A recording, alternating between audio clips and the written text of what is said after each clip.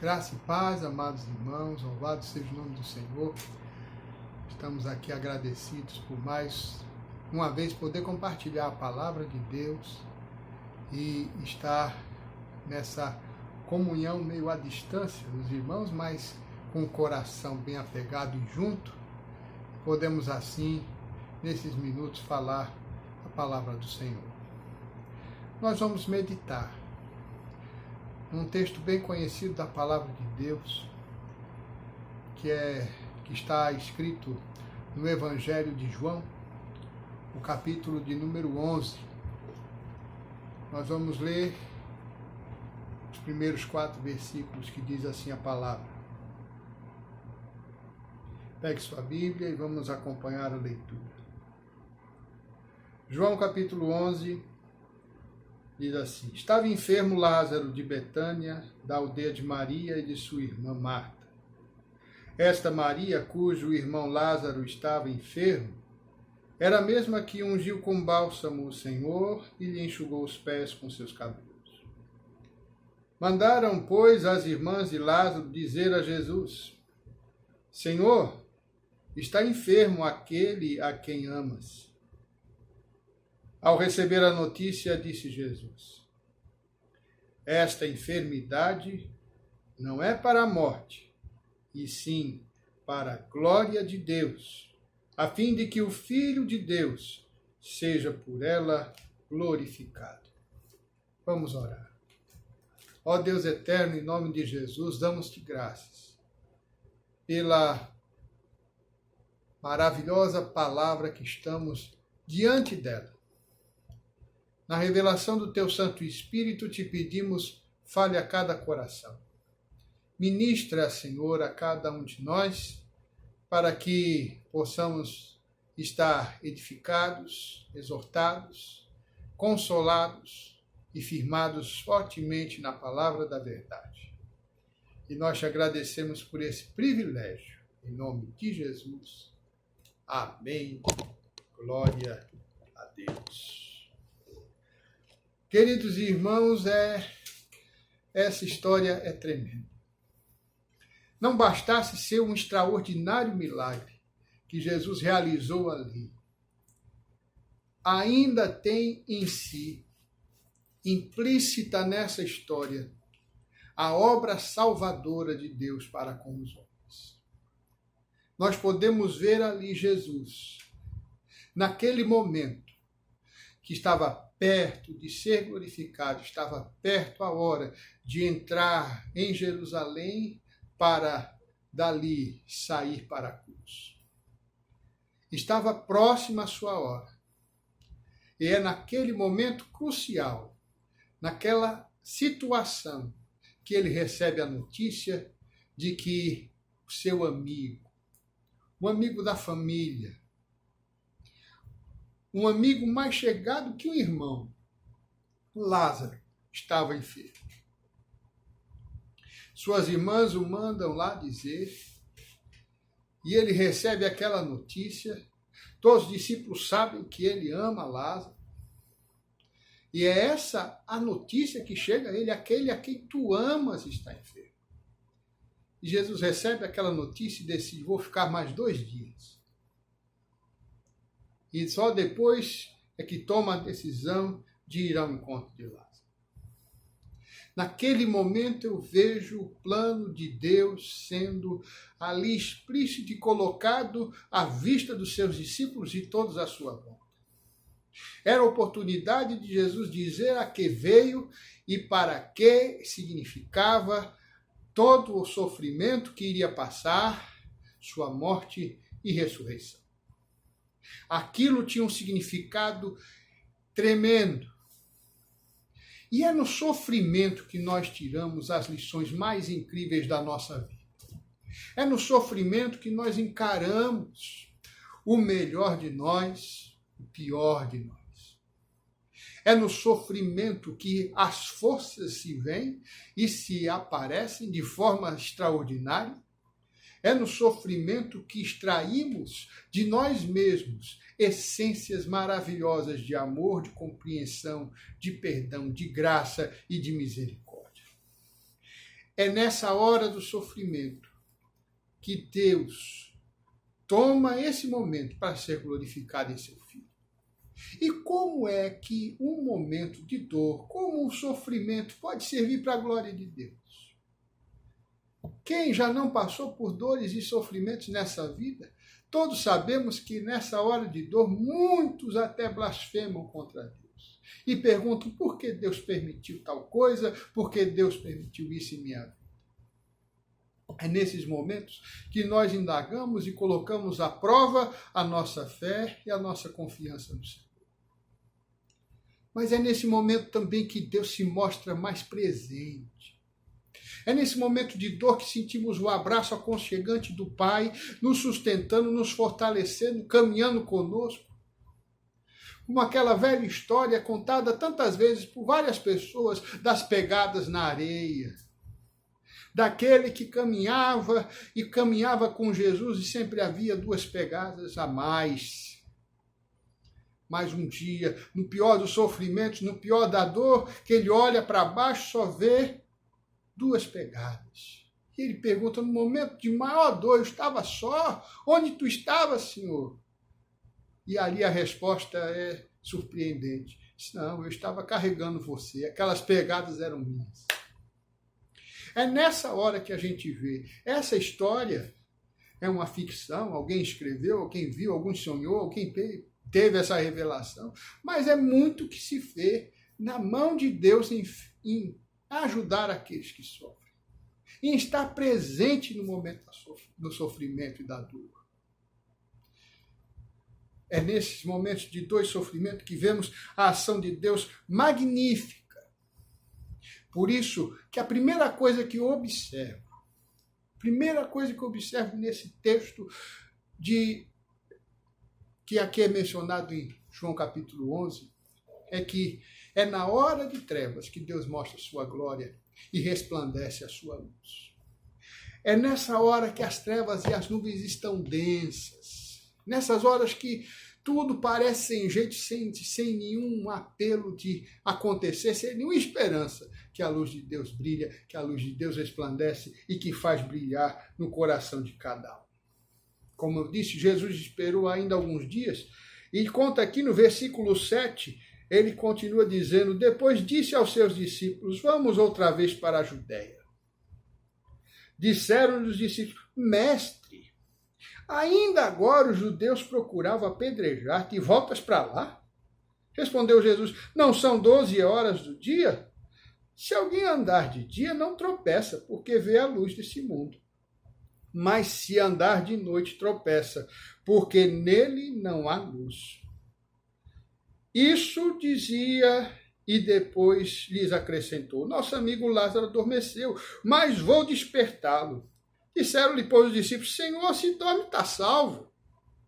Jesus, porém, falava a respeito da morte de Lázaro, mas eles supunham que ele estava falando do repouso do sono. Ora, aquele momento, Jesus chega para os discípulos, vamos voltar para a Judéia. O lugar em que ele foi hostilizado, o lugar onde ele quase foi morto a pedradas, o lugar de rejeição, o lugar de dor.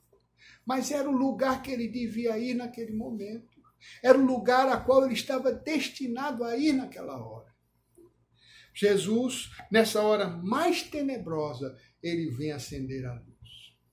Não é à toa que o Evangelho de João, no capítulo 1, no versos 4 e 5, ele nos diz assim, a vida estava nele, e a vida era a luz dos homens. A luz resplandece nas trevas, e as trevas não prevaleceram contra ela. Jesus é a luz dos homens. E é no meio dessas trevas densas, da dor, das nuvens escuras, da dúvida, da incredulidade, que a luz, a revelação da palavra de Deus resplandece no coração. É nesse momento em que os pensamentos são distorcidos, em que a gente não sabe mais no que acreditar, que vem a luz de Deus e resplandece e faz-nos entender o propósito do Senhor.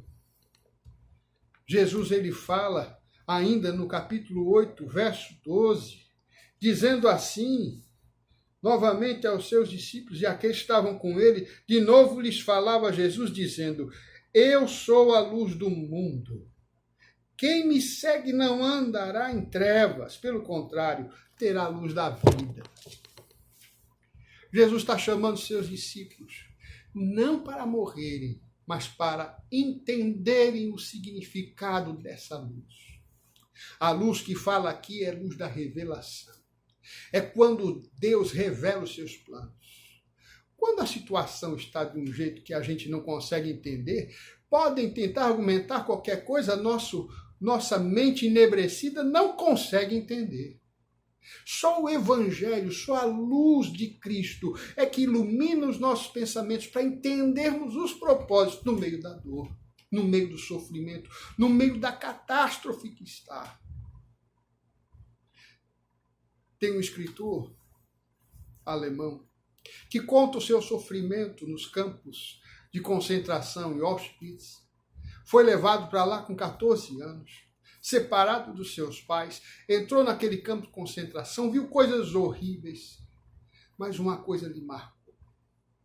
Uma coisa ficou marcada na mente daquele jovem que levou para a vida toda. Havia dentro daquele ambiente um questionamento incansável de onde está Deus agora que não vê isso? E muitas vezes ele ouvia ao seu ouvido alguém falar: onde está Deus agora? E certa vez uma criança, um menino foi levado e por um ato de indisciplina foi levado para ser enforcado. Colocaram uma forca e prenderam aquele menino à forca e ele ficou pendurado até a morte. Todos passaram à frente daquele menino. Era uma maneira de se mostrar disciplina. E quando aquele jovem passou e viu aquele menino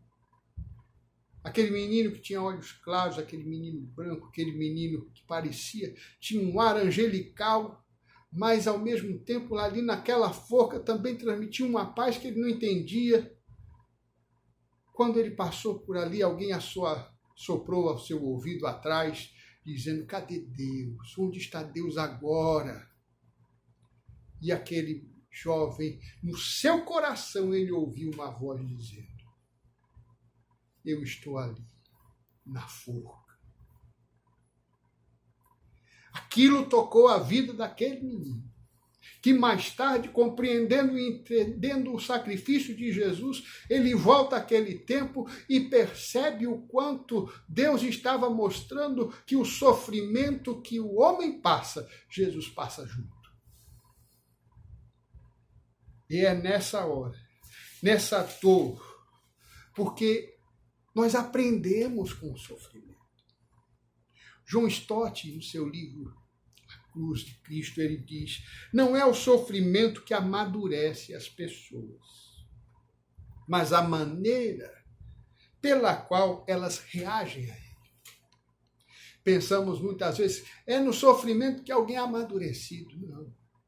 Não é o sofrimento que amadurece, mas é a maneira com que eu reajo a esse sofrimento, a maneira com que eu olho para o sofrimento, não com aquele ar de ira e revolta, mas com a resignação e o olhar para cima, para o Autor e Salvador da minha fé. É quando a luz acende que vemos o significado disso. E Jesus esperou o momento certo e ir ao encontro naquele momento de trevas, porque é nos momentos de maior treva em nosso coração que Deus vem e resplandece a sua luz e faz brilhar o nosso entendimento. Em segundo lugar, a dor é para a glória de Deus, quando exatamente na dúvida cruel e na desesperança, ele vem e mostra a verdade da palavra e ele reaviva a nossa fé com quem ele é e para que ele veio. Veja que ali, naquele momento, estavam Marta e Maria indo ao encontro de Jesus. Primeiro vai Marta, depois Maria vai ao encontro também. E quando chegam ali, quando sabe da vinda de Jesus, ela chega já para Jesus e já vai dizendo: se tu estivesses aqui, meu irmão, teria morrido. E no verso 22, ela diz: mas também sei que agora tudo quanto pedires a Deus, Deus te concederá. E Jesus diz, verso 23, teu irmão há de ressurgir. Eu sei, replicou Marta, que ele há de ressurgir na ressurreição do último dia. Disse-lhe Jesus: eu sou a ressurreição e a vida. Quem crê em mim, ainda que morra, viverá. E todo que vive e crê em mim, não morrerá eternamente. Crê isto?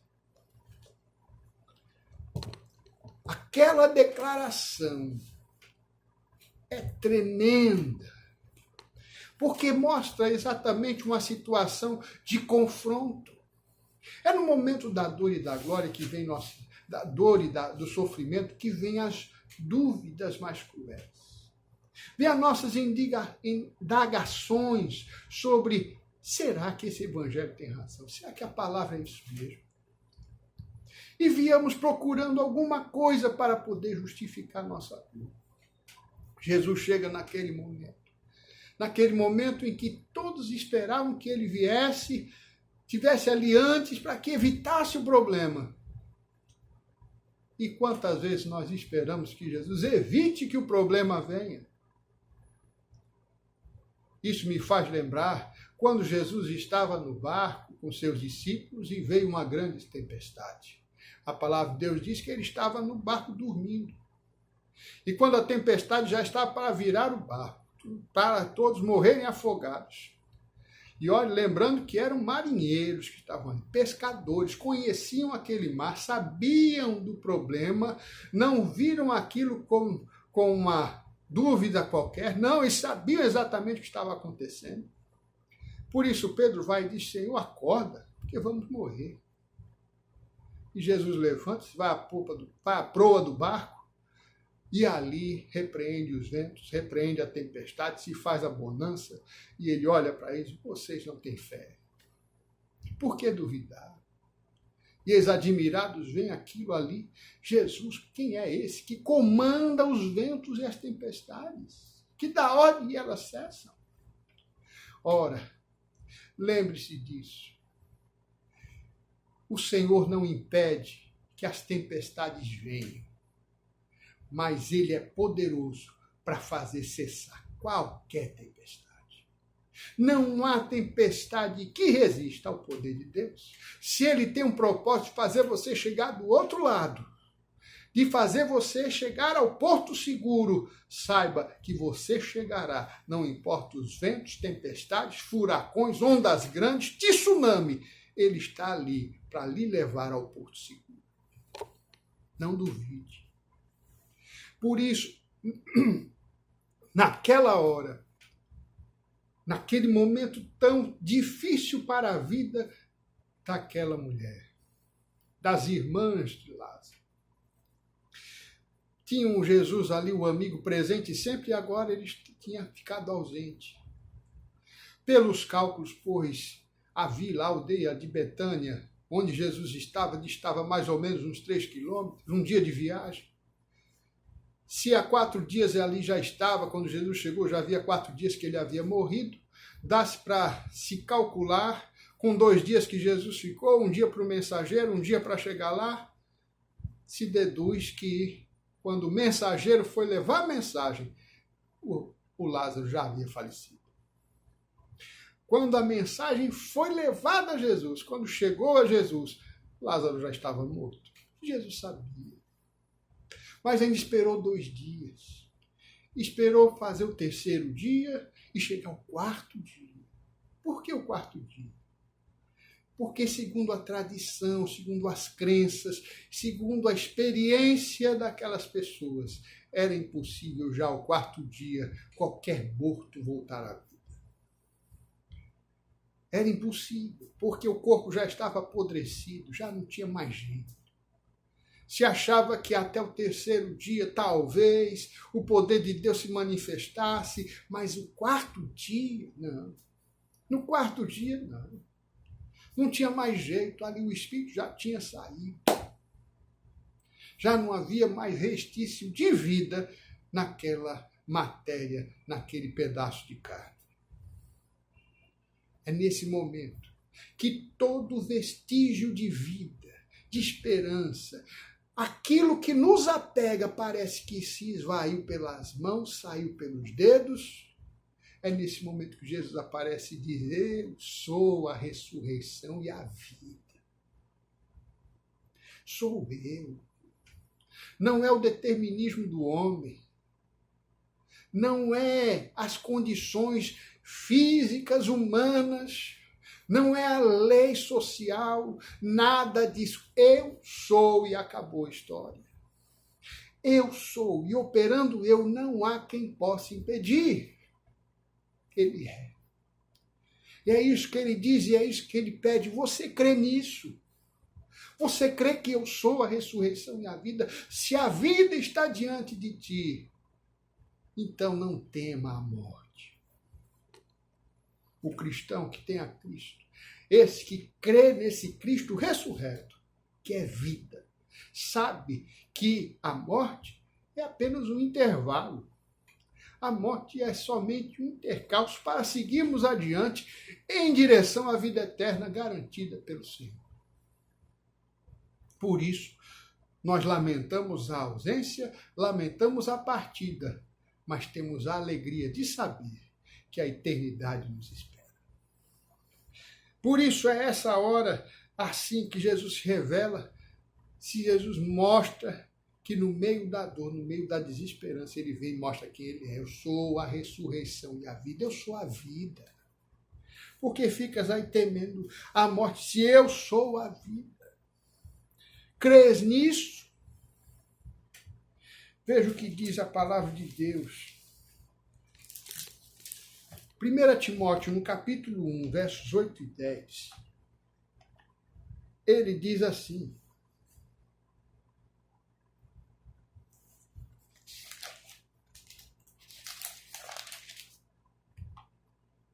sabemos por... Desculpa. Corta essa. 1 Timóteo, capítulo 1, versos de 8 a 10.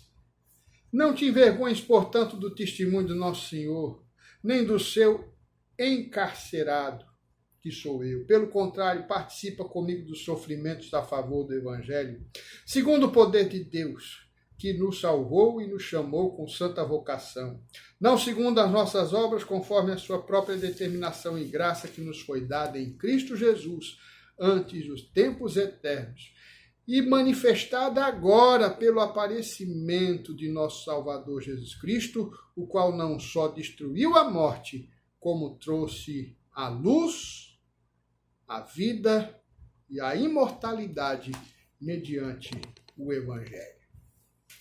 Luz, vida e imortalidade.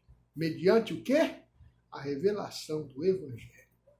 É isso que é o Evangelho.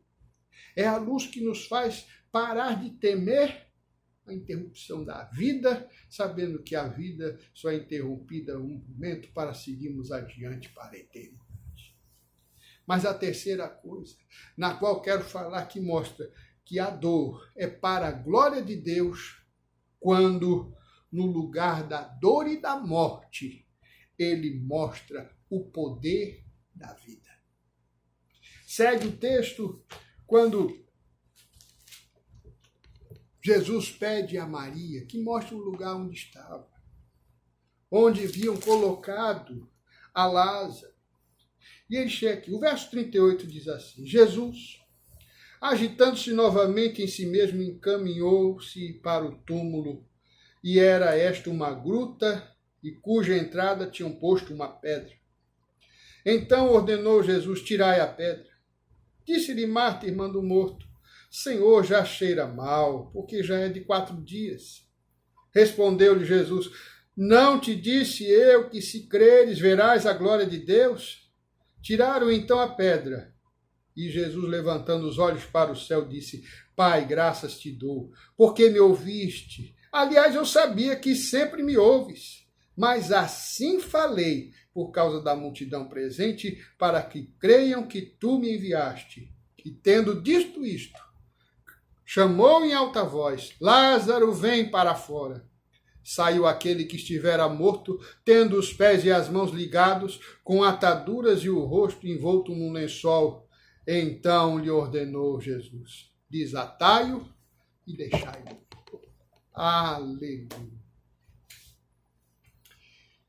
Amados, ali naquele momento, um momento triunfal, algo tremendo. Havia ali obstáculos visíveis e invisíveis. O obstáculo invisível era incredulidade, desesperança, a situação que estava ali em volta das pessoas que perderam a fé. Obstáculos visíveis era a pedra, a frente, um túmulo, o tempo que ali havia determinado, 4 dias, o cheiro que já exalava por ali, já sentiam, embora a pedra estivesse lá, imagina, tirando a pedra o que seria. Tudo isso era contra a situação. Era um lugar de dor e de morte, de choro, de pranto.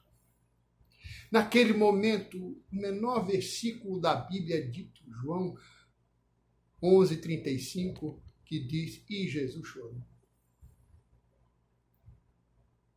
Quando diz Jesus chorou, você pensa, por quê? Estava sensível.